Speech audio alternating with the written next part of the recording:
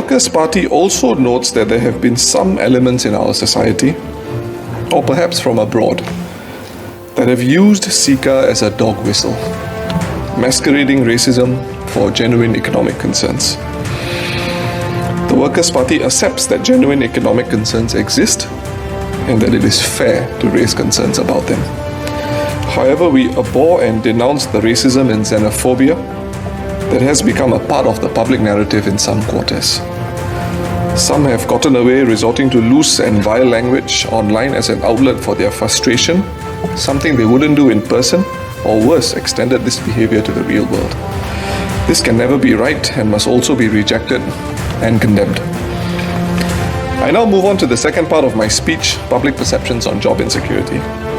Mr. Speaker, the government would accept that there have been long simmering emotions amongst a sizable number of Singaporeans surrounding Sika, and more generally over the perception that Singaporeans are denied fair opportunities in the job market. Some of this has resulted in highly charged conversations and incidents both online and offline, even without the PSP's focus on this subject.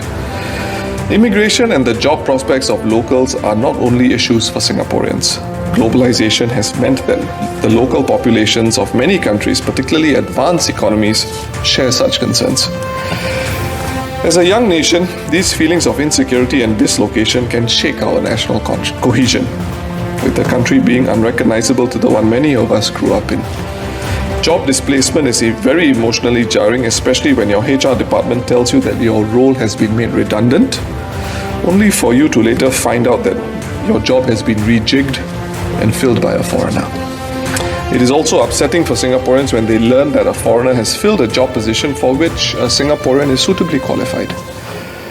The emotions that we see today, while directed differently towards Indians in some cases, have been directed at other communities in the past.